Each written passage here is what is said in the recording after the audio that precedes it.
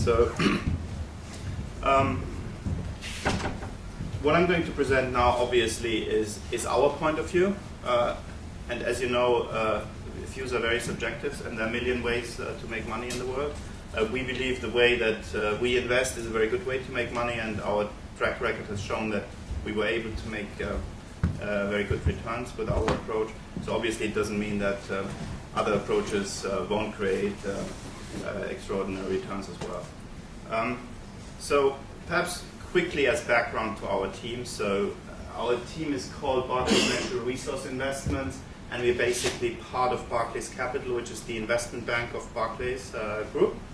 Our team was founded in 2006 based on a thesis by senior management that back then Barclays Capital on the market side, so I'm talking hedging, trading, risk management, M&A advisory, had a really good commodities franchise, particularly on the metal side, but also on the oil side. And in parallel to that, Barclays was always operating a private equity vehicle, Barclays Private Equity. So senior management believed that in order to enhance that platform, it would make sense to create a specific team that uses, on the one hand, the commodities experience, and on the other hand, obviously, the technical parameters of private equity. And that was basically the birth of our team. And obviously, when within a bank you start a new business, you have to very clearly define your investment parameters. The last thing you want to do is lose money, because that's the best way to get the bullet very early. So obviously the criteria that we selected from the outset were really very risk adverse, simply because we were a new team. And so probably if you look at it from that way, we could have done more deals. We have not done that many deals, but the deals we have done have all been very much exceptional. So what do we do? What have we done? So we'd say largely we focus on oil and gas and mining upstream. So if I look at our portfolio, which is a commitment of around $2 billion today, we've done 19 investments over these 4 years, or 4.5 years. About 40-45% is oil and gas, 40-45% is mining. And then I'd say on an opportunistic basis, we invest in power or in midstream. We own a shipping company as well, so, but that's very opportunistically. So in essence, I would really say we are an upstream fund. What I forgot to mention is, like, obviously at the beginning we started with pure Barclays Capital money. Over the period, over the last 24 months, we've opened our capital structure to external investors. So we have various co-investors in the fund now, and since we've started that opening process, the fundraising externally has gone extremely well. So what do we believe on? I mean, in the end it comes, as the investors amongst you know, all around the question to allocate capital efficiently. So how do we create value in our team? So in our team we're 19 people today, split between New York, London, Sydney and Dubai. Large parts of the team are based in London, but obviously on the different projects, because we run a global business, we share really the work on the different projects together. So large parts of the work that we do as a team at the initiation is really looking at specific sectors and asking ourselves, are these sectors interesting? Now, what is, so we call it sector reviews or sector analysis. What does that mean? I'll give you an example. It means, for example, narrow vein gold mining in Peru, or it means late stage oil production assets onshore Holland and Germany. So if I say a sector review, it's not mining in South Africa. It's very specific niches with very specific angles, because we believe that in order to be successful, it's always good to have a clear niche in what you want to do. Over the 4 years, we've performed around 90 sector reviews. Usually sector reviews, they can be anything. It's a white paper, it can be 30 pages, 60 pages. We've had some that are 80 pages, but it's really wrapping up how you could make money in a certain sector, how competition is, how capital is supplied, regulatory issues, tax issues, all of that.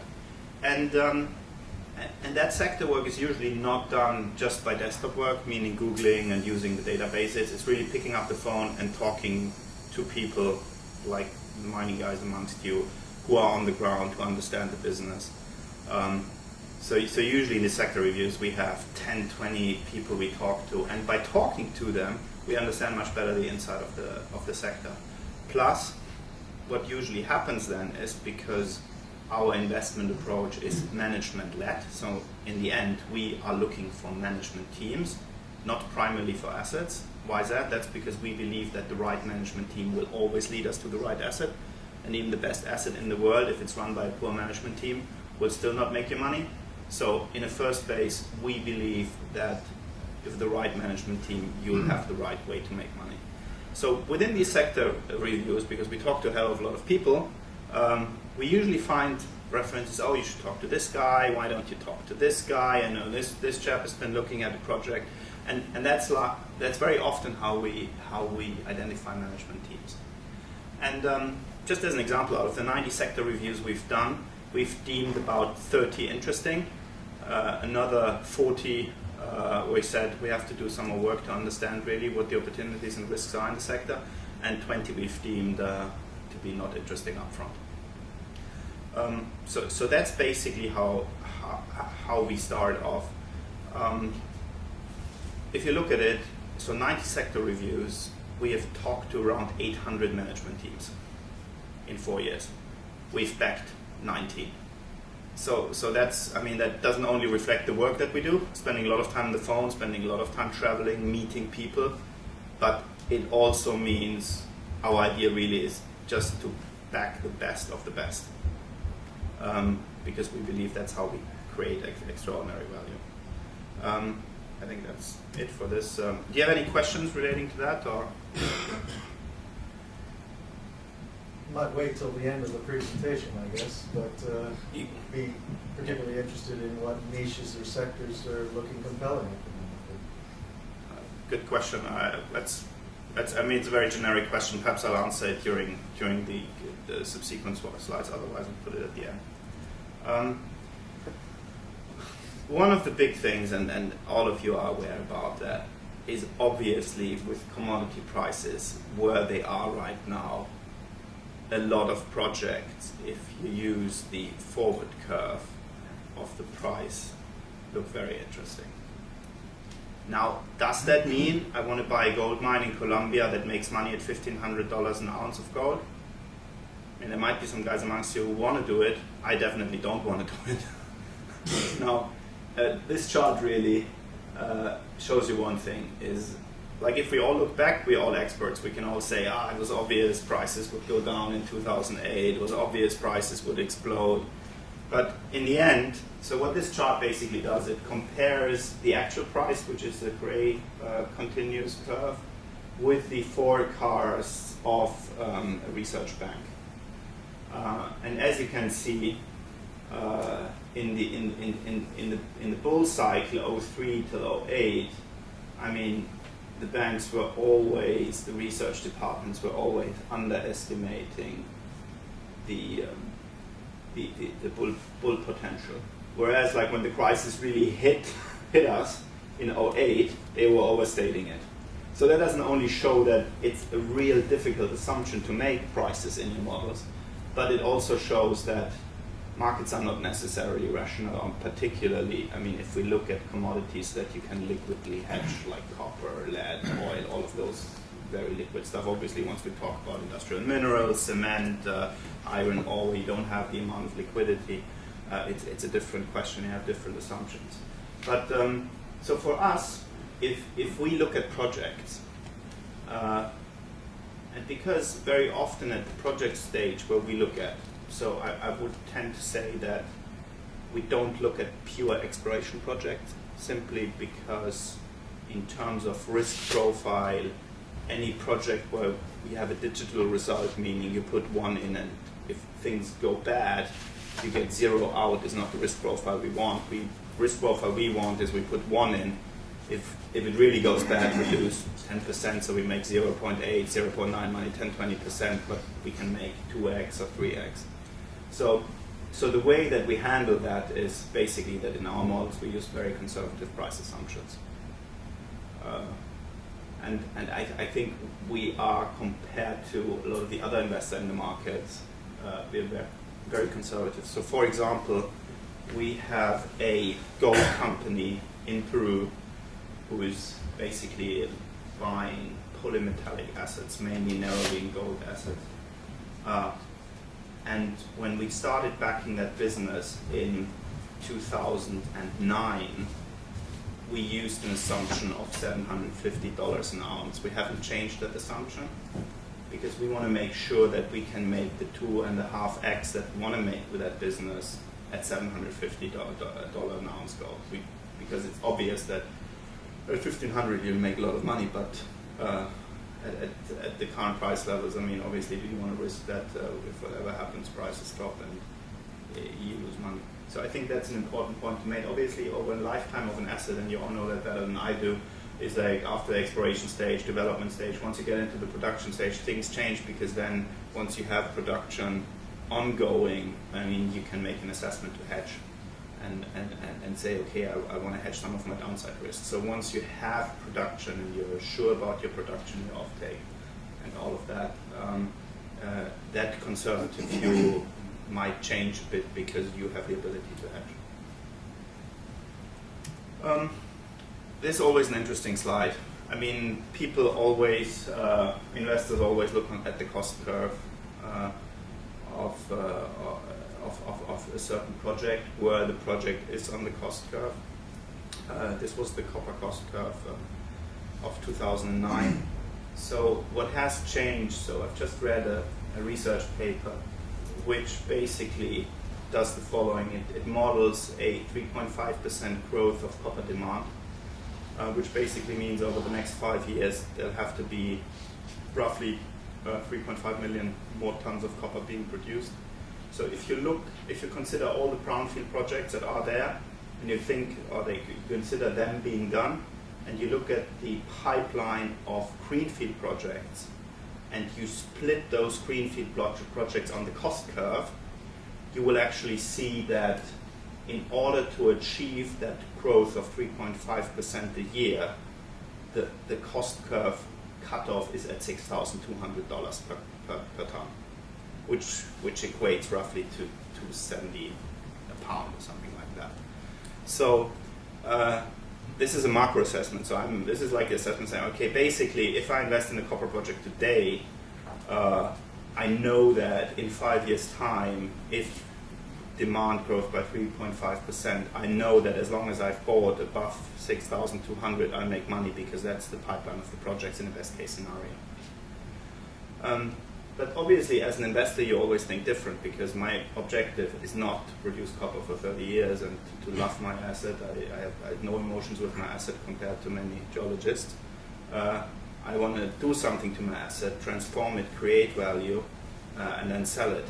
So the purchase price for me is quite essential. So even if I'm at the lower quantile of the cost curve, if I have an interesting angle to enter my asset or the project at a discounted rate, distressed value, I mean, whatever, there's tons of reasons for that, then, I mean, my cost curve only becomes secondary, because if I don't pay a lot up front, I'm happy to take the risk later of having a high cost project.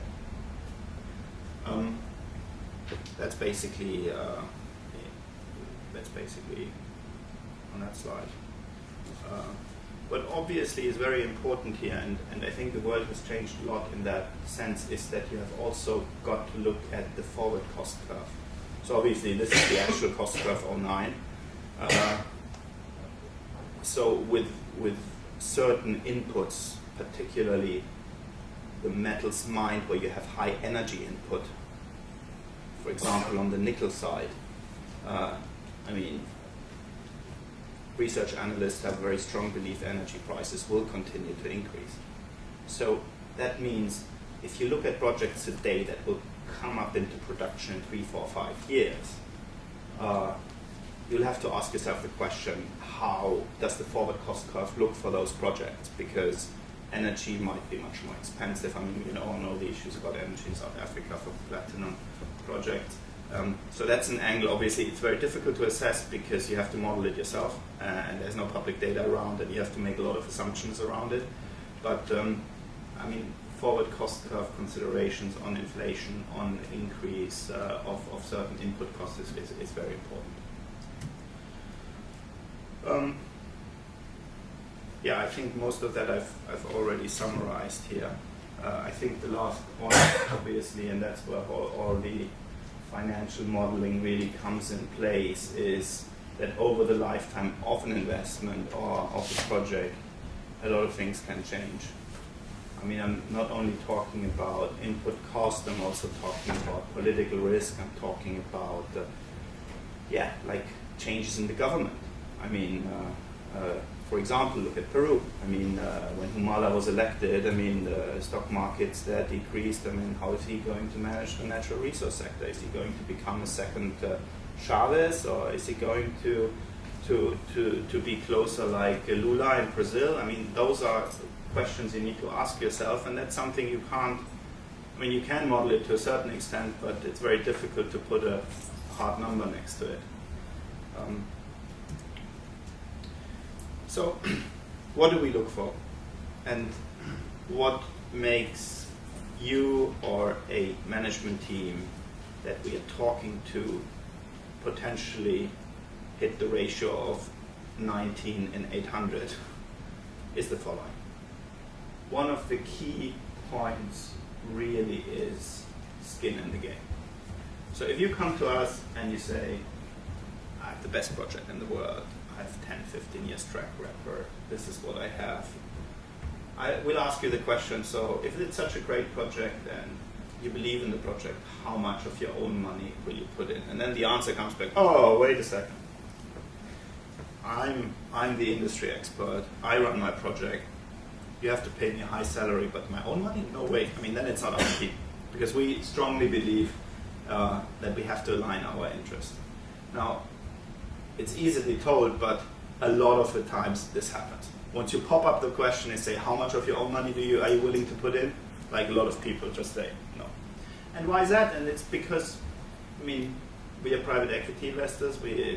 Obviously, there are other sources of capital that are cheaper, as long as they're available. You look at the public markets. I mean, obviously, if you go to the TSXs and ASXs in the world, there's apparently a lot of investors who are happy to pay high salaries and don't have their interests fully aligned.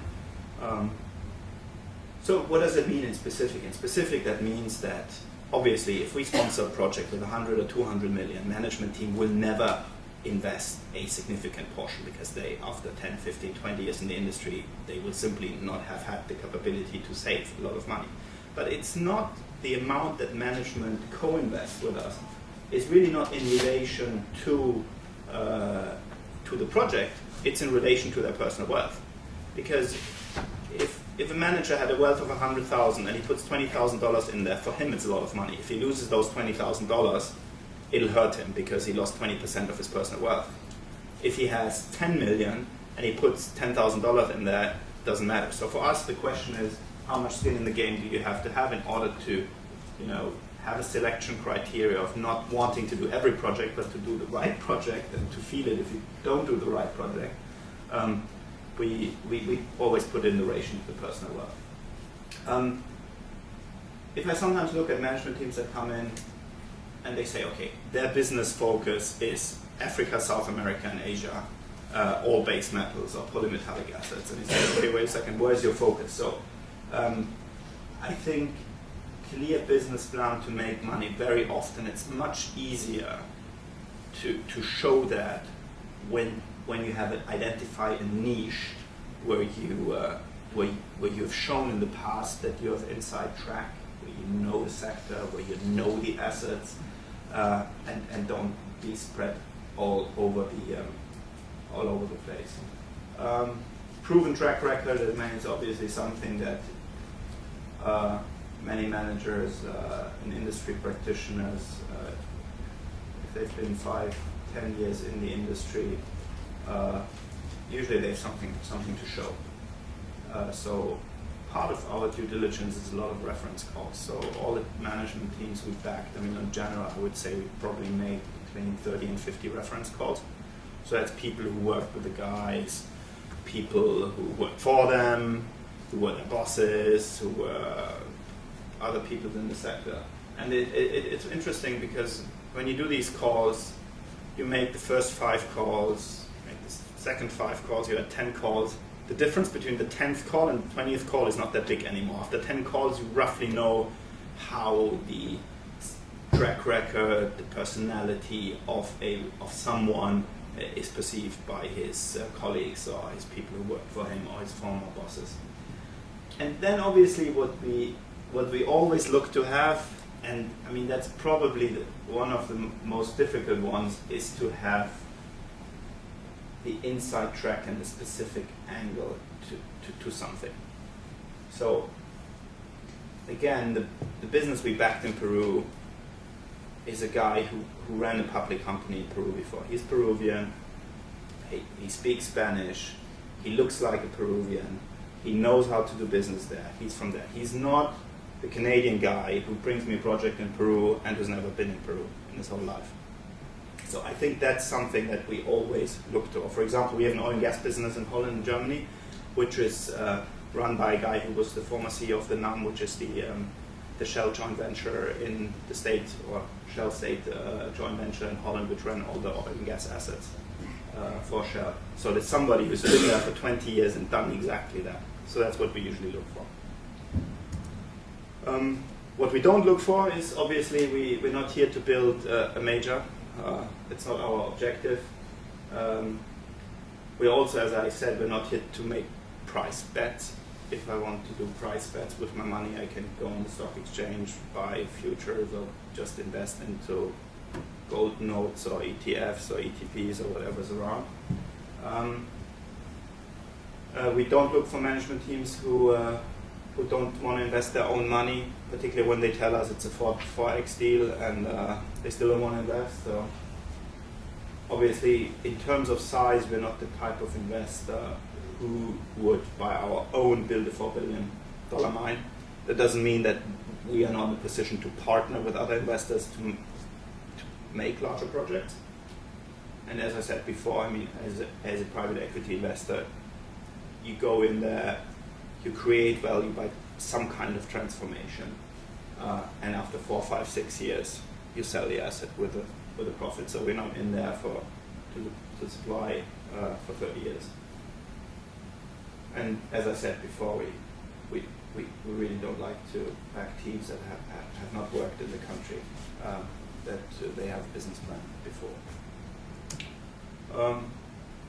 So in summary, when teams come to us, best way really is explain the opportunity, and obviously the capital is competing. Now, if I had this presentation 6 months ago, probably our competitiveness today is better than 6 months ago, simply because the public route has become much more difficult because of the last 3 months in the stock markets coming down quite a bit. So, and it's always an interesting angle when we spend a lot of time talking to public companies, because obviously in public markets there's always misperception, there's always angles where the stock might be mispriced, so we're looking at public to private stuff. And there's one apparent thing that happens very often is if you're the CEO of a public company, you spend a hell of a lot of time on the road showing, meeting your investors.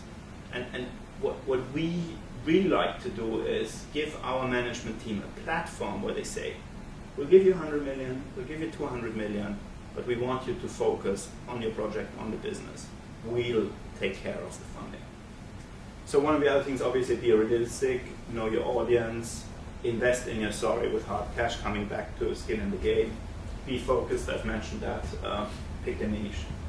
And understand your alternative sources of finance. I mean, yes, probably our capital is more expensive than public equity, but it does have a lot of advantages. You don't have to roadshow. You don't have to.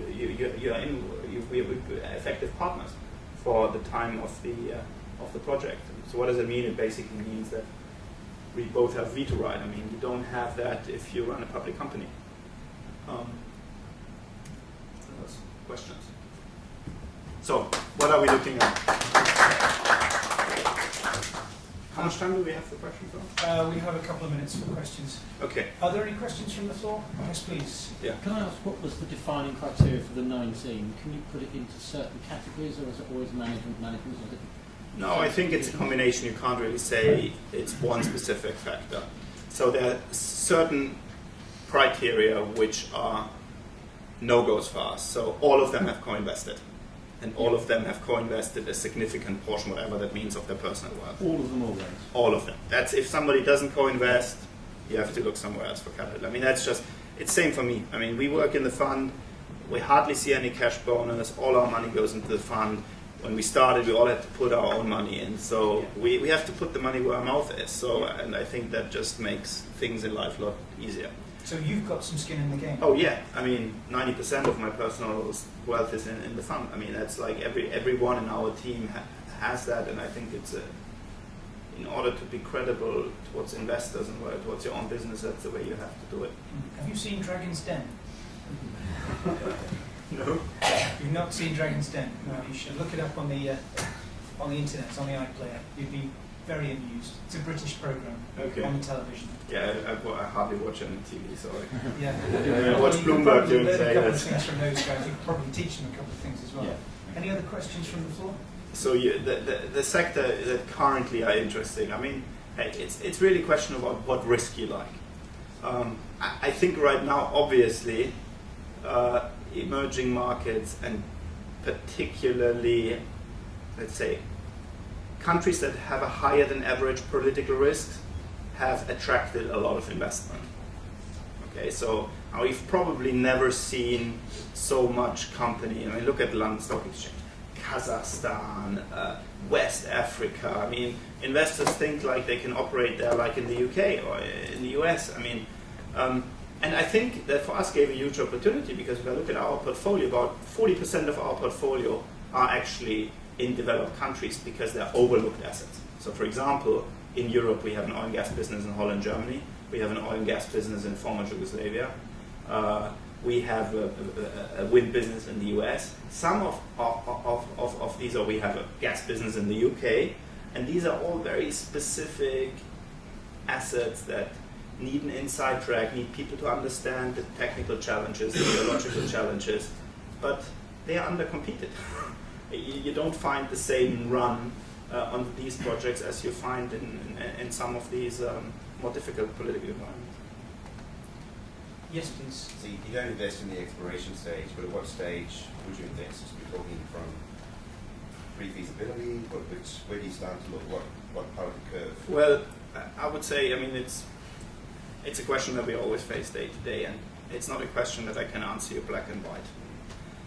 I think, I mean, we start looking more in detail at projects once we get to the stage where we get very comfortable that there is some resource. Right. Okay. Now, knowing that, I mean, there are resources there that will never be economical to explore. I mean, the biggest, for example, the biggest tin mine in the world, I don't know who of you knows that, but it's in Germany, the biggest tin resource. I mean, the marginal production cost on that mine is $25,000. I mean, yeah, if tin prices stay above $30,000, you'll make money with it, but do you want to bet on tin prices always staying above $25,000 a ton? You know what I mean? Yes, please. I can't remember if you explained this earlier. What proportion of the project value will you take under your investment? The majority of the projects that we did, we are the majority owner or majority sponsor, because I wouldn't say owner because it's always a partnership with management. But we do have a couple of projects where we are minority and partner with others. So it's again one of those areas, it's not black and white, I wouldn't rule out certain things. It really depends what the angle is. Now, again, one of the issues we always bump in is investors coming to us doing a second round of fundraising, and the first round investors have already done 3x on their deal. I'm not going to get in at 3x. I mean, the first round investors already made 3x on the valuation. I mean, that's obviously something that sometimes is a challenge, or very often is a challenge. Because you use the word transform, Yeah. and then you transform a project. Is that through your pressure on the management, or just? I wouldn't use the term Capital? pressure, because it's partnership, and it's not pressure. It's the management team has its own money in. They are strongly incentivized to perform, because if they perform, they'll make a lot of money. So that's obviously, they make 10 times more money than they make on a public stock market. I mean, that's obviously the upside of it. Is if the management team performs very well. So we have an optional structure. So once they make 2x, 3x, the management team makes multiples, much more multiple than we do. So it's not pressure. It's really the management team is incentivized. How do we create value apart from the management team? Again, a very good question. It's all the funding. So management can concentrate on the project. I mean, all of the guys amongst you who work in the public domain, just think of your job not having to roadshow and not having to see investors for the time of a project. I mean, it'll put aside a lot of pressure that's on all the public managers around you. We also have an advisory board with high-profile industry practitioners who help us introduce people, understand risks. We have a great platform with Barclays. I mean, Barclays, particularly in Africa, we own a bank called Absa Capital. And via Absa, we have access to like particularly sub-Saharan Africa, obviously not the French colonial Africa, everything that's former British world. There we have really good access. So on that side, there we have value add, and obviously the whole technical side of valuations, running models, assessing risks, price curves, all of that. I mean, there we really take a lot of burden off the CFO's back. Okay, we're going to have to leave it there, but I'd like to thank you once again, Daniel Reis. Thank you very much.